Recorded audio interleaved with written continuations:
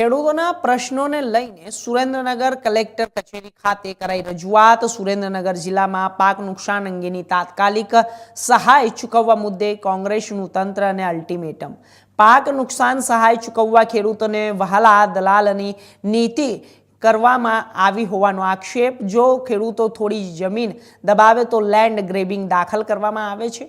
બીજી બાજુ ચોટીલા નજીક જ્યારે 300 કરોડનો સોલાર પ્લાન્ટ વગર પરમિશને ઊભો કરાયા હોવાનો કોંગ્રેસનો આરોપ। નવી જમીન માપણીના પ્રશ્નોમાં હલ કરવા પણ કરાઈ રજૂઆત। સુરેન્દ્રનગર કલેક્ટર કચેરીમાં એલસીબી સહિતની પોલીસોનો બંદોબસ્ત ગોઠવવો પડ્યો। ખેડૂતોના પ્રશ્નોનો નિવેડો નહીં આવે તો કચેરીને તાળાબંધી કરવાની ચીમકી પણ આપવામાં આવી છે।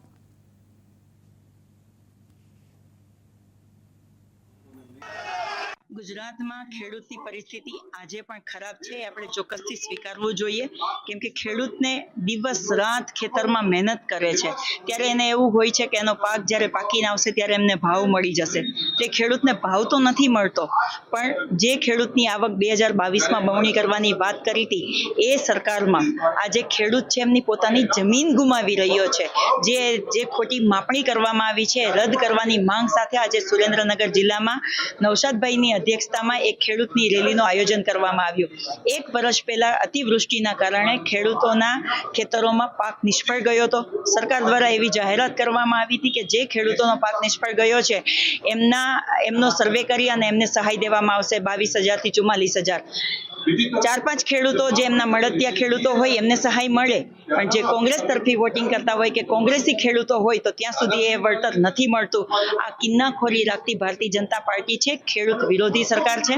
ભારતીય જનતા પાર્ટીના રાજમાં એમના મળતિયાઓ કોઈ પણ દબાણ કરી લે તો સરકાર છે એમના માટે એકદમ સોફ્ટ કોર્નર વાપરે છે, જ્યારે ખેડૂતો ઉપર એ કિન્નાખોરી રાખી રહી છે। ત્યારે મારે કહેવું છે કે આ ખેડૂત વિરોધી સરકારની સામે કોંગ્રેસ છે મજબૂતીથી લડશે, એમનો અવાજ ઉઠાવશે અને એમનો અવાજ વિધાનસભા સુધી પહોંચાડ્યા પછી પણ કહેવાય છે ને કે મૃદુ મુખ્યમંત્રી છે। હું એવું કહું છું કે આ ગુજરાતને મૃદુ મુખ્યમંત્રીની જરૂર નથી, આ ગુજરાતને એવા મુખ્યમંત્રીની જરૂર છે જે જનતાનો અવાજ ઉઠાવે, જનતાના પ્રશ્નોને સાંભળે ને એમનું નિરાકરણ લઈ આવે।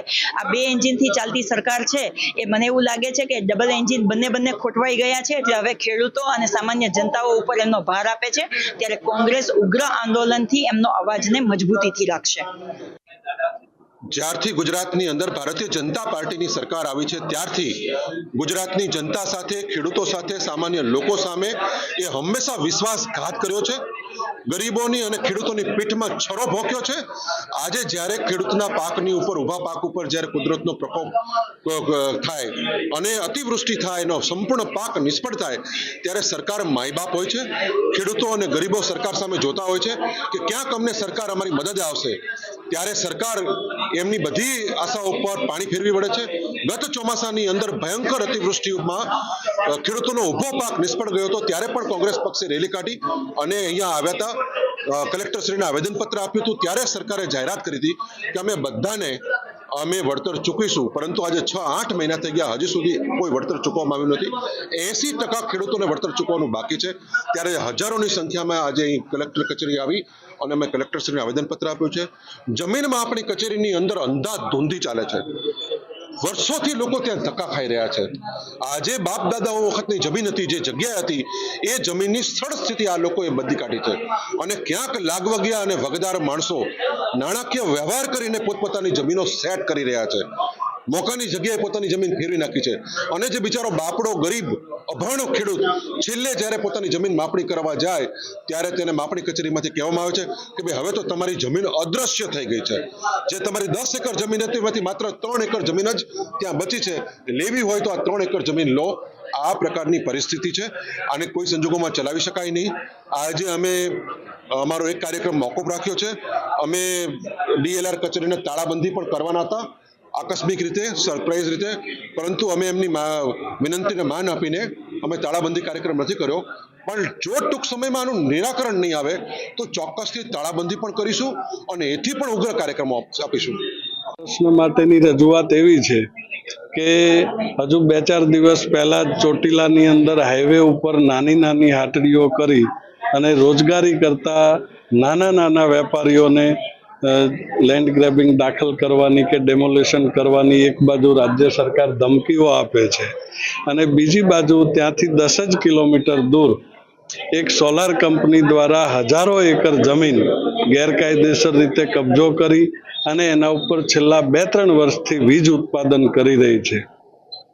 તો એક બાજુ તમે ખેડૂતોને કૂવા માટે 2 ગુઠા જમીન નથી આપી શકતા, નાના મોટા રોજગાર માટે 8-10 વાર જમીનમાં ખેડૂતો કે બીજા કોઈ ઉદ્યોગ માગે છે તો એને તમે નથી આપી રહ્યા અને પાછલા બારણેથી આવી કંપનીઓને લોકસભાની ચાલુ ચૂંટણી દરમિયાન તમે દરખાસ્ત કરો છો, આજની તારીખે પણ એ દરખાસ્ત મંજૂર નથી, ટેકનિકલ રીતે મંજૂર થઈ શકે એવું પણ નથી.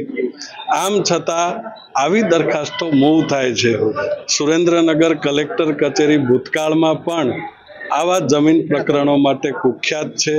જમીન કૌભાંડો ભૂતકાળમાં પણ થયેલા છે. અહીંયાના કેટલાક અધિકારીઓ જેલમાં પણ ગયેલા છે.